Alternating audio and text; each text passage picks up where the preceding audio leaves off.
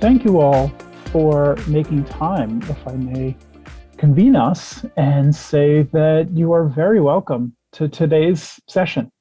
Appreciate you making the time to be together, to learn, and most importantly, as we're going to dig into, to lead progress. For those of you I haven't had the good fortune to meet yet, I'm Brad Love, a great co-founder and survivorship researcher. And to set the tone today, I'd like to point out that where I'm sitting in the United States, it's National Cancer Survivorship Month, National Cancer Survivor Month.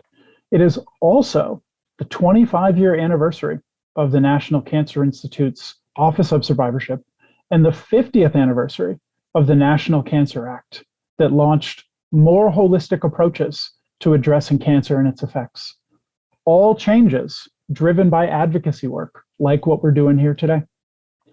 I mention these points because they highlight how all of us together, we're standing on 50 and 25-year arcs of all those leaders, innovators, conveners who showed the way to make it possible for us today to focus on living beyond diagnosis and treatment.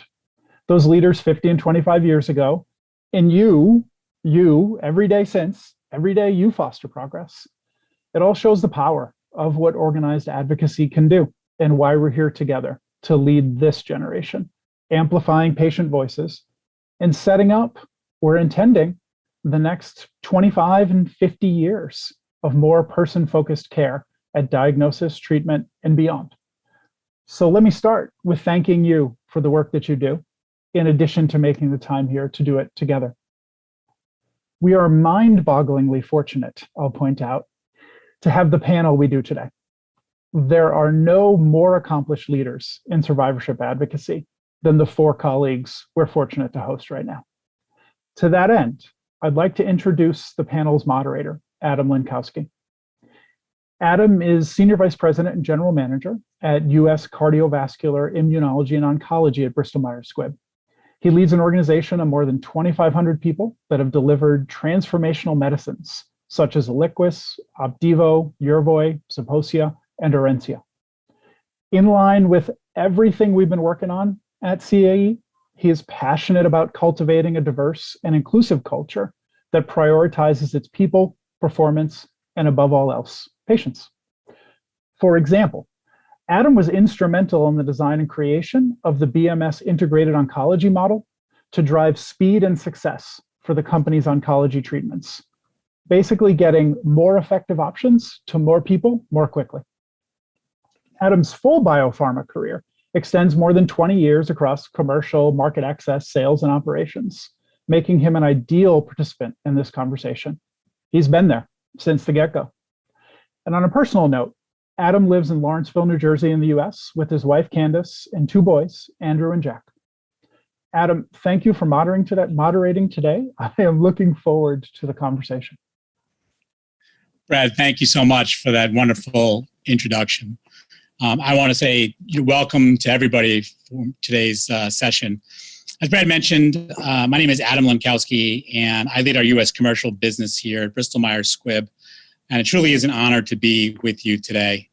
I've been with Bristol now for, it's going to be 25 years in January, and just been incredibly blessed, and I'll talk a little bit about the work that I've done over my career. We're partnering with advocacy across a number of therapeutic areas, and I do have a significant passion for the patient, and certainly during this very, very challenging time.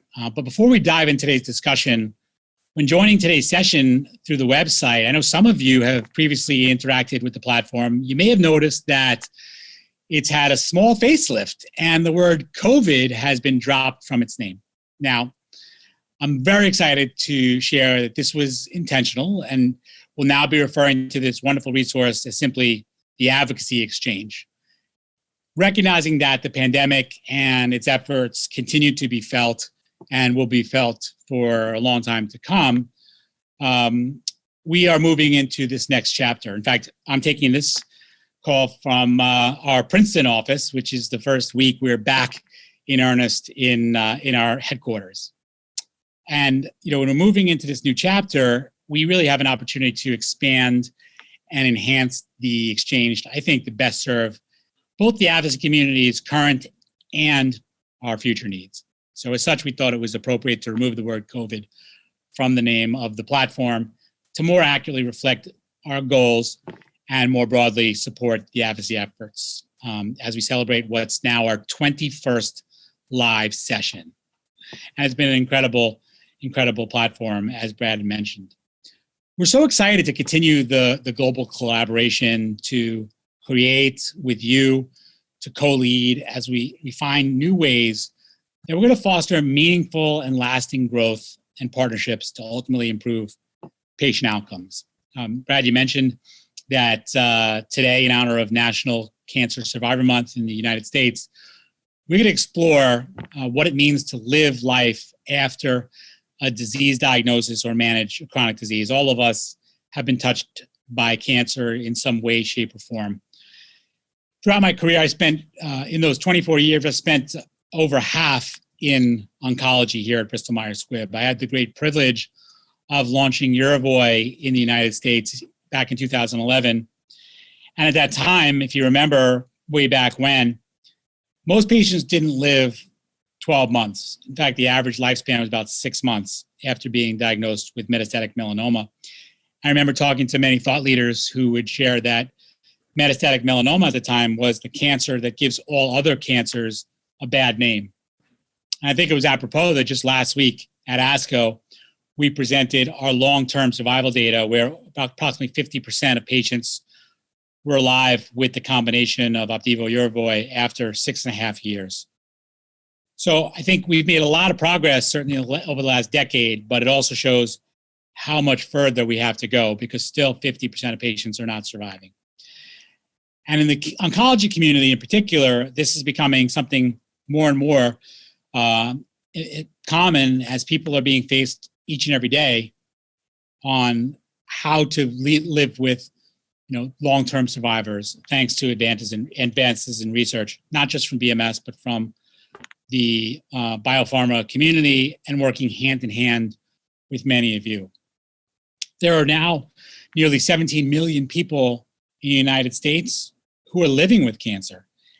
About half of those who were diagnosed about 10 years ago. So 44 million people around the world are 5-year plus survivors. When you're alive for 5 years, it is certainly a significant milestone for patients. I use that. My mother is almost a 10-year breast cancer survivor. But for every positive success story, like my mom and those who we know, the 44 million people, there are other more tragic stories. And for me personally, my father-in-law passed away about 7 years ago from metastatic stage 4 lung cancer. And he lived for about a year. And I remember this because it was almost, this coming up on the anniversary because I was sitting in ASCO when we were presenting the first ever lung cancer data for an IO therapy. I always imagined what would happen if he was just had the opportunity to try an IO treatment. So living life after such a serious diagnosis is still a relatively new concept in the world of healthcare. And as a result, we're navigating this together on how to best do so. And one way that BMS or Bristol Myers Squibb has tried to address this is through our initiative Survivorship Today, where we focus on sharing stories of people living with cancer, living beyond cancer, and thriving in many cases, so we can listen and we can learn and we can work together to best support individuals' needs. And I think speaking of listening and learning, today we're joined by just an incredible panel of influential advocates and patients in the cancer space who I know are incredibly excited to speak with all of you about their experiences in managing the disease. After our panel discussion, we're going to have an opportunity to move into our working groups.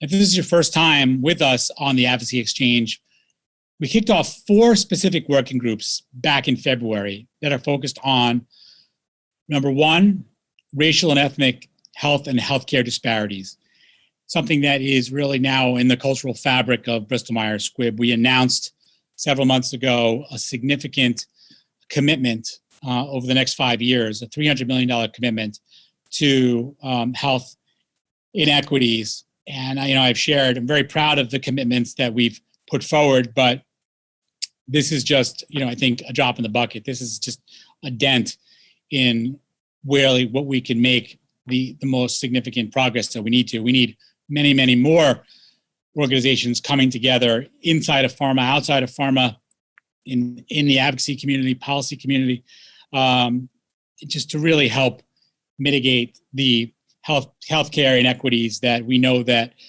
the COVID pandemic has shined a specific and a bright light on, but this is something that has existed for many, many decades, specifically in the cancer treatment area.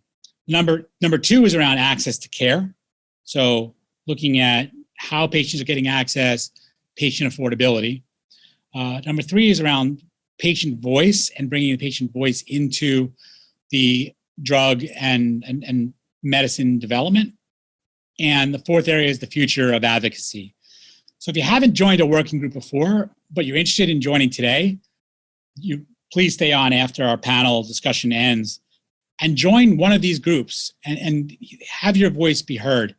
Because I think there are four really important areas that we need to make progress on, and we need your help to do that. So with that, I thought we'd get started introducing today's esteemed panel participants. And they include Shelly Bolden-Nasso, who serves as the Chief Executive Officer of the National Coalition of Cancer Survivorship, or NCCS.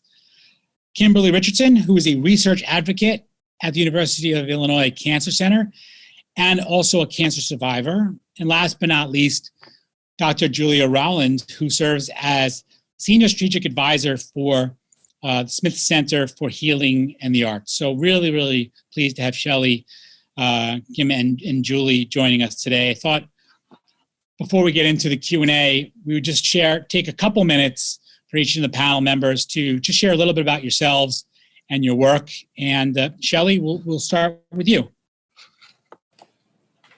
Great. Thank you so much, Adam. And thank you to the whole team for inviting us to be here today. I'm really excited to be on a panel with these two amazing women. Kimberly is one of NCCS's Elevate ambassadors.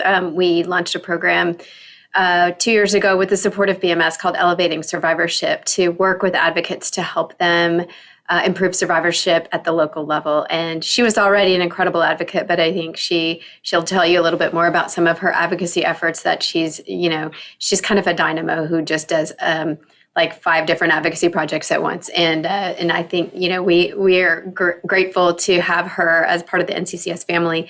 And also Dr. Rowland was in addition to her role at Smith Center, was director of the Office of Cancer Survivorship for many years. And when she retired from that position, she rejoined the NCCS board. And so she's one of our board members. So it's really an honor to be on the panel with those two amazing women.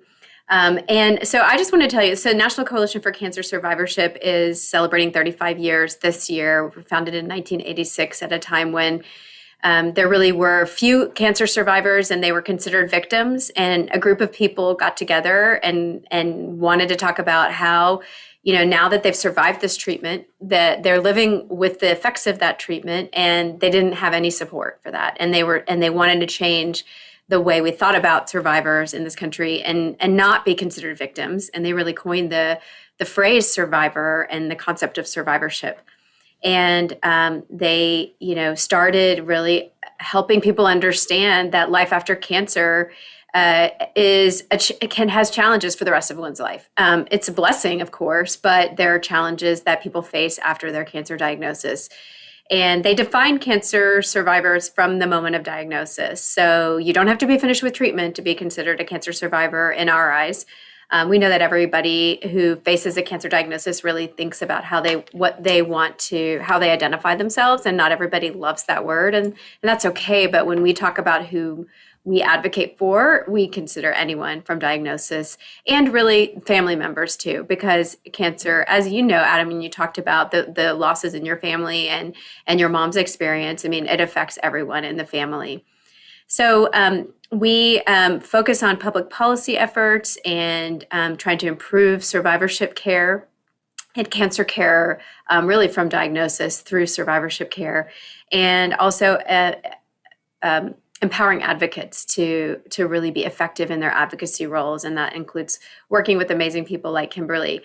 One of the other things that we've done, and this has been supported by BMS, and we're really grateful for it, is we do a State of Cancer Survivorship survey every year. And we have recently completed our 2021 survey. We don't have all the results yet. We're going to be launching those results later this summer. But in our last year's survey, one of the things we learned is really some of the key issues where cancer survivors continue to struggle with long-term side effects of their treatment and not necessarily getting the same level of support from their cancer care teams. And some of those were fatigue, depression, anxiety, cognitive issues. So, I think we've made a lot of strides in survivorship care and understanding the needs of survivors, but we still focus our efforts more on the treatment and getting someone through treatment. And that's important, of course. But cancer survivors want to live well during and after their cancer treatment. And we still have a long way to go to really give them the care that they need to help them live well and really deal with all of the effects of their cancer, the financial effects, the emotional and psychosocial effects, the functional effects in terms of their ability to move and ability to exercise and work, family dynamics, and then, of course, all the physical side effects. So I think there's a lot more we can do, and we continue to try to highlight those issues with our survey, with our public policy efforts, with our work with advocates. But anyway, that's sort of some opening comments, and I look forward to the discussion to talk more about some of these issues. Shelly, thank you so much, and we're very proud to have a very long-standing partnership with NCCS. You guys do just incredible work. Kimberly, I'll turn it to you to introduce yourself. Oh, thank you, Adam.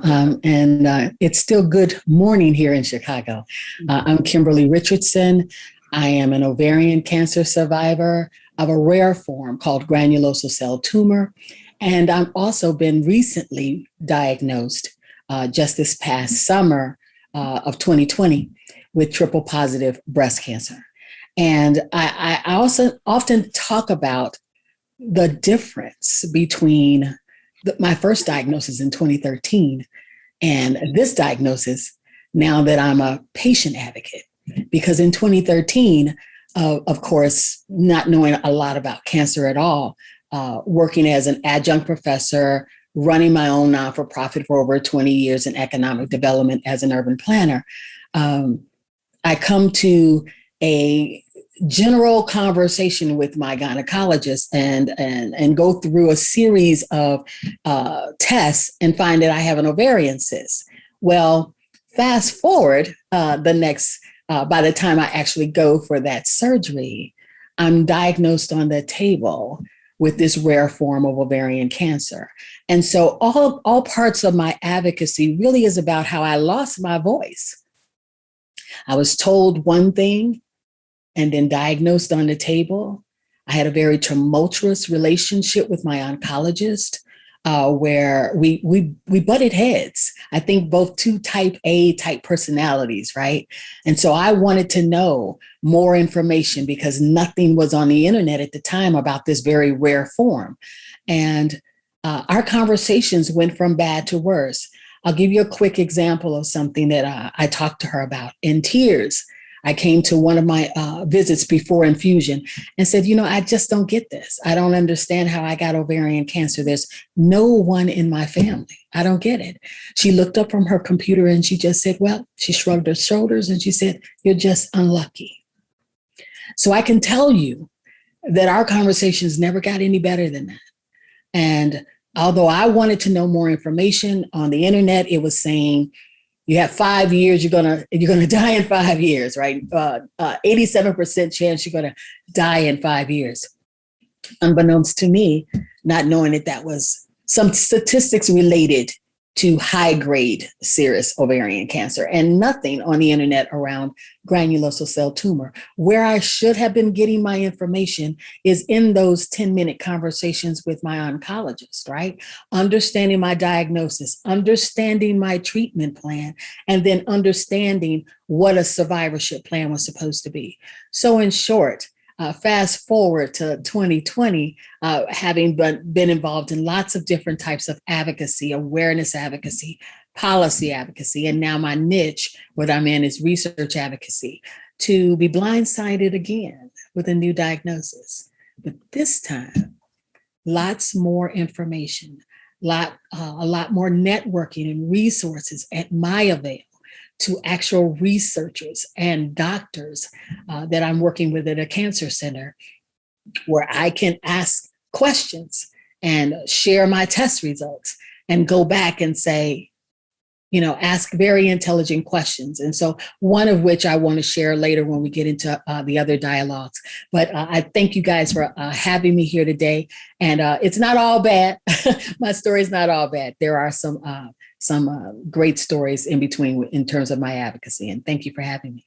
Kimberly, thank you for being here, but also thank you so much for sharing, such a powerful and inspirational story. And Dave and I were talking just the other day about, really when it actually hits home, when it's personal, when you're diagnosed or a family member is diagnosed and you're helping either yourself or others navigate through that cancer journey, advocacy takes a very different lens. And so, you learn a lot about the system and what you really need to be an advocate. So everybody on this line has gotten into this work for a reason, and the reason, I'm sure, is incredibly personal to all of us. But thank you so much. That was a very, very inspirational, and I look forward to having more dialogue. And we wish you, of course, well in this treatment for triple-negative breast cancer. Okay, last but not least, Dr. Rowland, if you can introduce yourself as well, that'd be terrific. Sure, taking myself off mute so I don't lose points. It is such a privilege to be part of this panel with these two amazing, colleagues and powerful women. And these celebrations that we're having, the 50th anniversary of the National Cancer Act, 25th anniversary of the Office of Cancer Survivorship, 35th anniversary of the National Coalition for Cancer Survivorship, and actually the 25th anniversary of Smith Center for Healing in the Arts, the nonprofit I now work for, is all due to advocacy. They have grassroots origins, and it's because of advocacy that we have the visibility and the number of survivors that we have today. So kudos to everybody who's been working for these many years in this domain. So as Adam mentioned, and Shelly as well, I had the privilege of being the first full-time director of the National Cancer Institute's Office of Cancer Survivorship, an office that was born out of advocacy, actually from the National Coalition. So it was Ellen Stovall, the late Ellen Stovall, who preceded Shelly in the role of being president and CEO of NCCS, who went to the then director in 1996 of the NCI, Richard Klausner, with a document created for the first National Congress of the coalition, and presented a white paper saying, we have a lot of work to do to address the long-term and late occurring needs of individuals who are living with a history of cancer. He turned around and created the Office of Cancer Survivorship, which really embedded within the National Cancer Institute, our biggest research engine in the cancer front, a place for that science to be nurtured and directed. And as a consequence of that, we have so much more information about the long-term and late outcomes of individuals who are living with cancer now for, as you heard, decades after their original diagnosis. Not that we don't have a ton of work still to do, we absolutely do, but that we have a home for that science, which I think is incredibly important. I think I'm going to also mention that part of that is we recognize that caring for the whole person is really important. It pains me to hear Kimberly say as little ago as 2013 that we hadn't done a better job in patient-doctor communication, that we have real gaps there in how we convey information about how to be involved in your own care, what to expect, what kind of resources you need to pull together for yourself. And I think of that as part of whole person care. And I'm equally privileged to work now for Smith Center for Healing in the Arts, which is a small DC-based 25-year-old organization that meets the integrative needs of individuals with cancer. So the things that Shelly was talking about, the human side of cancer, the psychological, the cognitive, the social, the spiritual, the financial needs of individuals above and beyond the medical and physical that are so important to health and well-being, as well as those of their caregivers. And again, serving in the greater DC community, which we know has deep disparities right here in the heart of our nation's capital. So I think being positioned there, I'm excited about the opportunities of what we can do together. So again, I'm grateful to be part of this panel today. I think it's all about advocacy, and I'm on board. Dr. Ron, thank you so much for a great introduction. So hopefully you see we've got a great panel today. I'm very excited for this dialogue. So why don't we get started in the panel discussion? My first question actually goes out to all of you. So I'll have each of you have a chance to respond. So what does living with the disease or survivorship mean to each of you? And what do you think people should know about what comes after receiving a cancer diagnosis? And we know managing a disease is a journey, even at the end of treatment. So would love to hear from anybody who wants to jump in first. Kimberly, I think you should start since you are living with it right now. All right, no worries. It's tough. You sort of go from a diagnosis to sort of being thrown into terminology that you don't understand, having to make decisions, sometimes on your own, like I had to do, in terms of side effects, late effects that happen down the road, the challenges that come with helping family and friends to understand. I mean, if I had a nickel for every time somebody said, "But you look great," I'm like, you have no idea what's happening on the inside of my body, right? Even as I was going through chemotherapy, I would get those kinds of comments. And so you have to learn how to extend grace to people, right? Because they don't know what to say. They don't know how to help you deal. And at the end of the day, when you lay your head on that pillow, this is your diagnosis.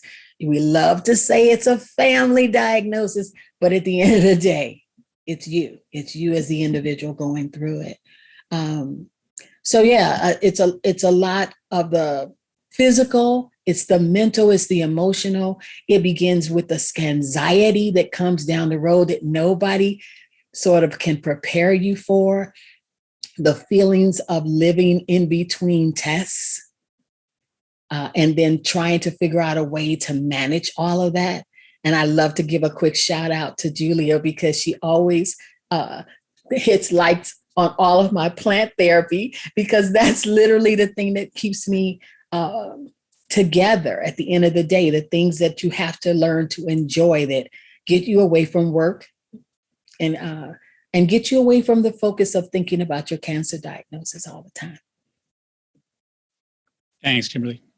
Shelly, Julia, anybody want to jump in? Julia, you can go ahead. So what have I learned in 40 years of doing work in this area? And it's the voice again and again of survivors saying and making us all acutely aware of the fact that it's not over when it's over. And in fact, when your original treatment ends, a whole new set of challenges await you. And we don't prepare people for that. We really aren't good at that. And yet we really need to be, because that's where most people who are diagnosed with cancer are going to find themselves at some point in time, which is why it was so important for the coalition back in 1986 to change the language of survivorship so that people were thinking about being a survivor from the moment of diagnosis. And what's it going to take to do that and to be able to have a life that you embrace and is worth living and that you can take forward. Those conversations have to start at day one. You can't wait till after your treatment's over to pick up the pieces and put a life back together. That has to begin right from the beginning. And that's such a different message. It's a message of, yes, there's rich and full and absolute life after cancer diagnosis, which I think is absolutely seminal. So again, kudos to champions like Kimberly who are out there talking about this and saying we have to change the landscape, and we can do it. So I'll just add too that, Julia mentioned whole person care, and we need whole person care because it's a whole person disease and that affects the whole person. And I think, what Julia said about it's not over when it's over. And we hear all the time from cancer survivors that the first year after treatment was harder than the treatment itself because of that sort of expectation that you're good now. Go ahead, go on with your life. And even your family doesn't necessarily understand how much of a toll it's still taking on you and how much it takes to actually recover from those treatments. So I think, it is something that it really changes your whole life. And I've been thinking a little bit about, because I know in talking with the team in preparation for this, that the advocacy exchange is not just about cancer, although a lot of the groups here are cancer related. And I don't know enough about, because unfortunately we tend to silo, and I talk to a lot of other cancer advocates, and I don't know enough about how other diseases, how their disease affects the kind of the full life and the survivorship like that we're talking about. And I imagine there are a lot of parallels in some diseases that are chronic diseases that you live with for, the rest of your life. And then there's other diseases where, you go through a treatment and then you're cured. So I think it's really interesting to think about, how much your health matters and your overall quality of life. And that's cancer is one of a number of different chronic diseases that really can affect your whole life. And we need better healthcare that helps you manage all of that, not just the actual, treatment of the disease itself, but really how to live well with whatever disease it is you have, whether it's cancer or something else. Because people are living longer and longer. And one of the things we talk a lot more about now that we recently, and in part because we're extending people's lives so much, is people living long-term with metastatic cancers and advanced cancers that really want, survivorship care too. They don't want to think about it as just this post-treatment type of care, but it's really about helping someone live well with their disease, whether they're currently in treatment or have completed treatment. Because when you've completed treatment, you're still dealing with the effects of the treatment and this anxiety and the, wondering if it's going to come back. So it's really something that we need to think about for everyone diagnosed with cancer, not just someone who's completed treatment.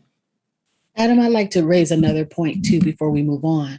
And that's not for us, for the patients to always be the one that has to be responsible for that burden, right? Because when we come through our oncologists and then we're sent back to our primary has no clue. It's like, I've got neuropathy. I now have pelvic floor damage. They don't have any real sense of how to work with us, right? And yet you might bring that up with an oncologist at maybe a follow-up visit. And the first thing out their mouths is, take that up with your oncologist. It's like, hey, wait a second, dude. I mean, this happened when I was under your care. So I would like a little bit more of an exchange. Either there's some more communication between oncologists and primaries about what to expect when we hand this patient back to you, right? And what's really involved in a survivorship care plan that addresses some of those issues and brings the primaries up to date on how to address some of these issues. Kimberly, that's very, very helpful. I'm going to keep it on you though, because I think, you'd answered the first question, but I think, you're in a obviously an important position to answer this one, which is, for individuals who survive cancer, there are often still these invisible effects of living with the disease. What do you see, for yourself are the lasting impacts on health? And they could be physical, they could be mental, from your perspective, and what do you think we can do to better address them? And that's as from an advocacy standpoint, or patients, providers, caregivers, family members, friends. Love to hear your perspective on that. Yeah, I think one of the things that plagued me was fatigue. Initially, before my diagnosis, I was training for a marathon. And of course, I finished that marathon 2 years later, had to defer my race. But it's the challenge of, after your treatment, of how your body you have like a new normal, you have a new body, right? And it responds differently from week to week, from month to month. And you're always wondering, when is the chemo going to be out of my system, kind of thing, right? So that you can start to just do the simple things that you really truly used to enjoy. Those are the kinds of conversations, again, with a primary. How are we going to talk about fatigue? What do we do?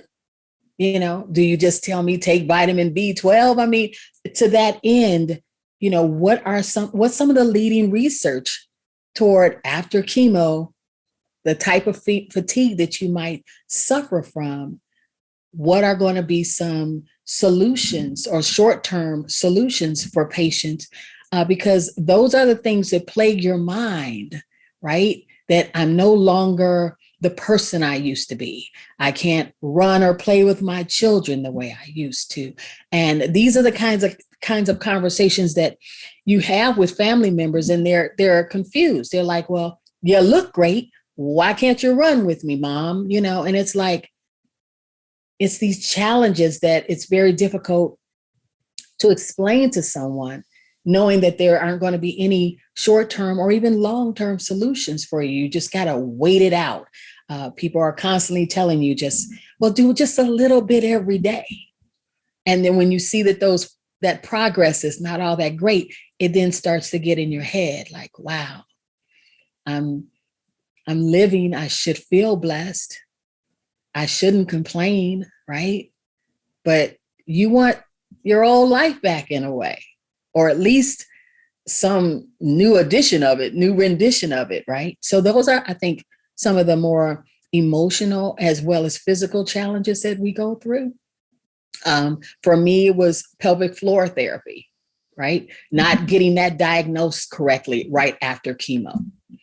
Those were real issues for me because it limited the way I was walking for almost a year, right? And through a series of referrals, did I finally get to the right place about that existing pain and my inability to even walk fast. So it was a constant reminder that I was a cancer survivor, that I had been through something. So, yeah. Thank you so much for that. Two more questions. First question I'm going to give to, I'm going to give to Dr. Rowland, which is really around, where do you see the greatest challenges that individuals who are living with the disease face today, and what do you see as some of the opportunities to better support them and their needs? So that's a great question, Adam. I think, one of the big challenges is, and it's a thread that we've now heard mentioned several times, and that is, what kind of care is needed? So how are we going to deliver care to people who carry this history, who have a cancer history? And that's why there was actually, coming out of the advocacy community, real demand for survivorship care plans, or what we refer to as survivorship care plans. And just so the audience understands what's entailed in that, this is a two-part process. One, it's a treatment summary, so you are given information about all the care you receive, information about your basic tumor, markers that might be appropriate, genetic testing or genes involved that might be of utility later, what kind of surgery or radiation or chemotherapy dosing in some cases. So that's very explicit knowledge. And the reason that that's important is because that can drive later consequences. So if we know if somebody's had drugs that are cardiac toxic, then we're going to be monitoring them in a very different way. Or if they have the potential to create cancers later, as with some radiation therapies, we're going to monitor somebody differently. So that's important. But the second piece of that puzzle is using that information to tailor a follow-up care plan. And that has 4 components. The first is surveillance, which we've been doing forever for people with cancer. I'm just going to follow you to make sure the cancer doesn't come back. That used to be it. That's all they used to do. But there are 3 other pieces in there that the advocacy community says were vital.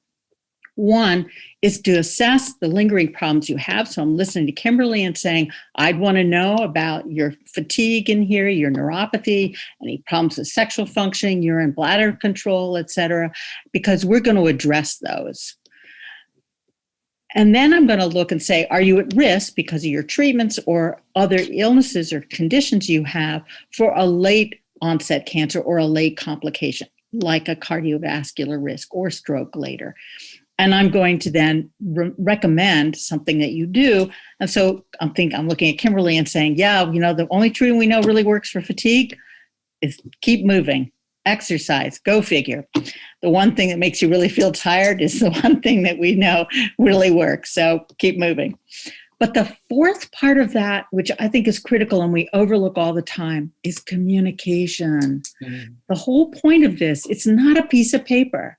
It's a conversation between providers and cancer survivors and potentially their family members. And importantly, whoever else is going to be their healthcare provider. So if you're going to go back into primary care, that document, that information, that conversation needs to be extended into primary care. We're in a good news, what Wall Street would say, a good news situation. We have 17 plus million cancer survivors in the United States alone, and that number is going nowhere but up, which is good news. It's not bad news because more and more people are going to outlive that diagnosis. But the challenge is to the medical community. How are we going to care for that population? And we need to be thinking about that now, because this problem is only going to get bigger if we don't address it now. Shelly, last question is for you.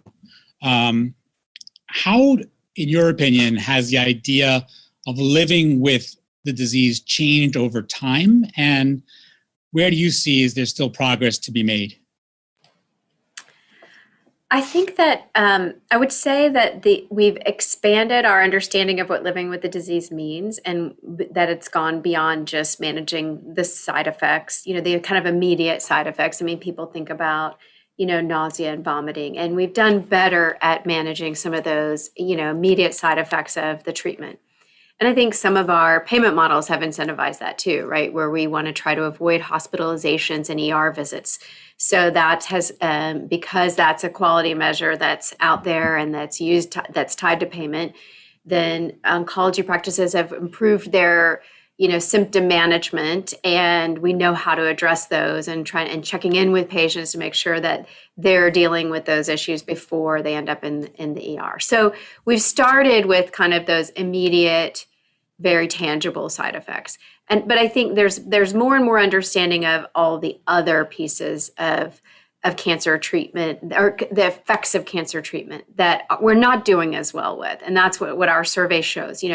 People feel like they're getting the care they need on some of those issues, but not necessarily on the fatigue, the cognitive issues, the depression and anxiety.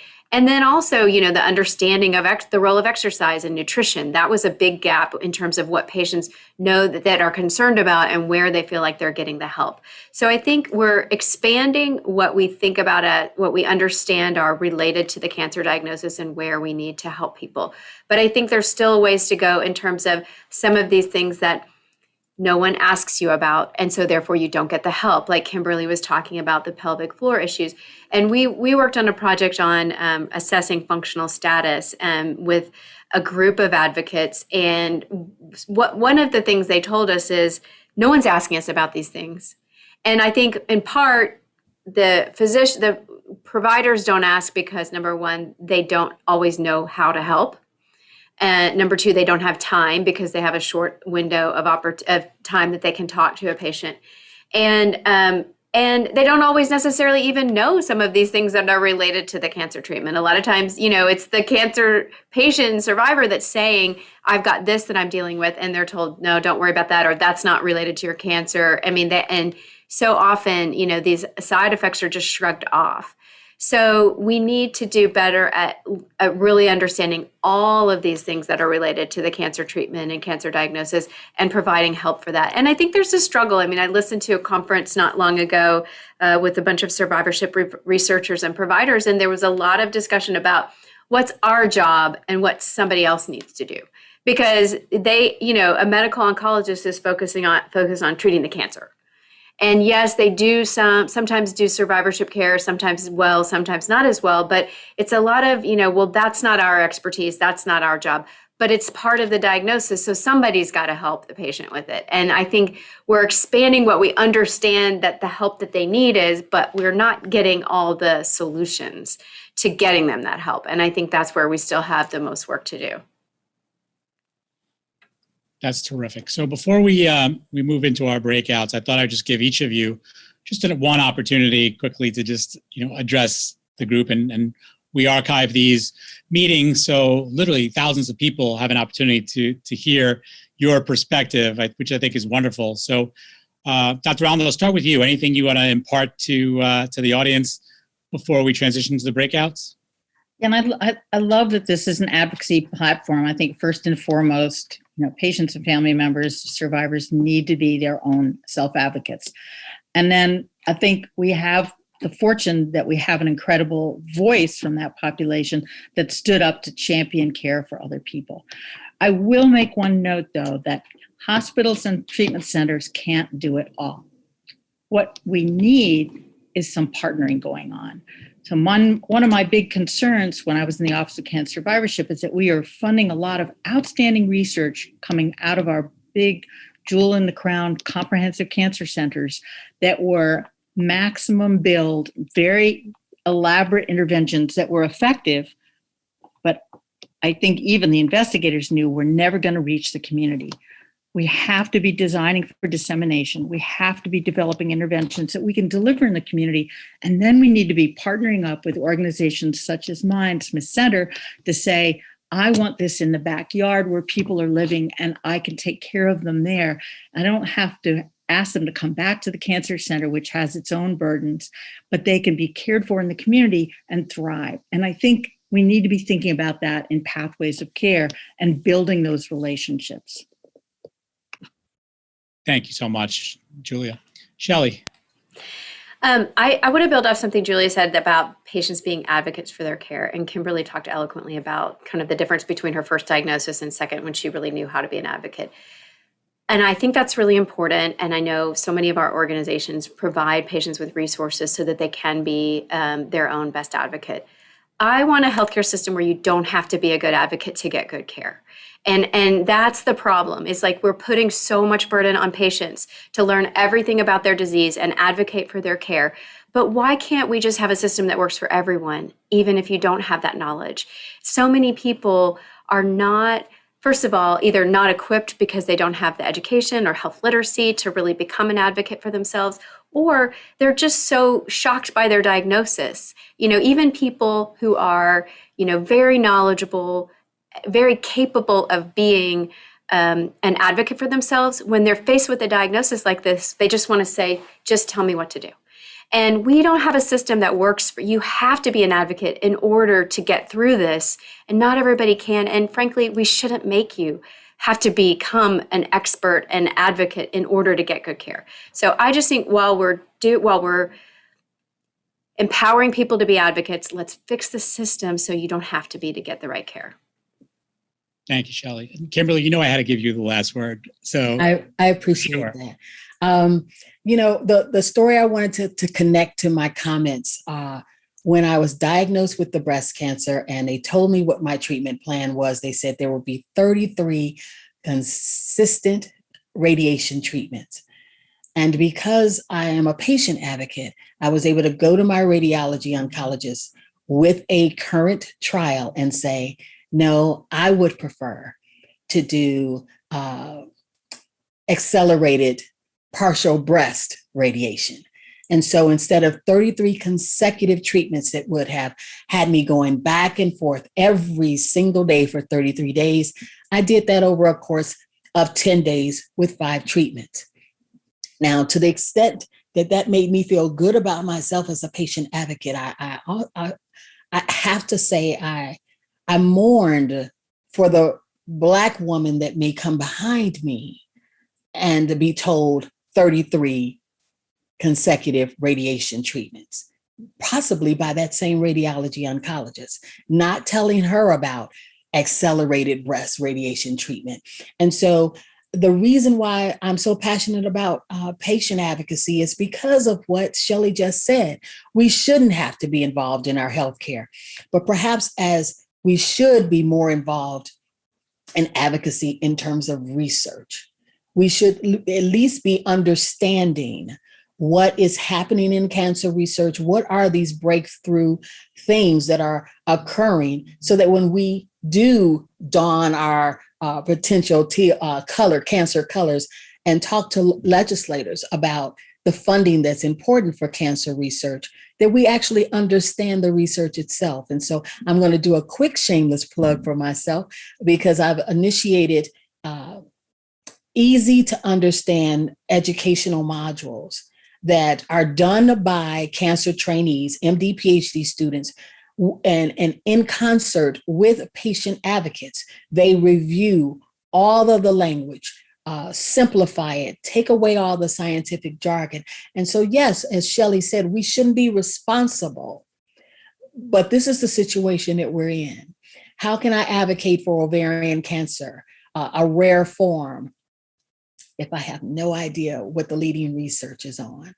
So I'm out there saying, give us more money for DOD, but I really don't understand why. And I think that as we have shown, as history has shown us, from HIV to breast cancer, when folks stood up and actually understood the research, they moved the needle on their research. And so for me as an ovarian cancer survivor, this is very important to me, that we start creating the language for all survivors to understand there is a need for us to have something to do when we ring that bell and everybody says, deuces, take care.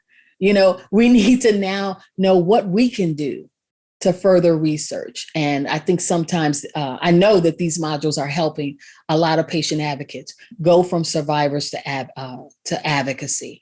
And then, of course, just getting involved in advocacy in general, because of Shelly, because of the Elevate Survivorship Program that I submitted that application, is the reason now why all these training modules are done, why they're now being hosted on websites like the Society for Integrative Oncology, where I get an opportunity to be a chair of a patient advocacy group, getting an opportunity to speak here today at GRIT.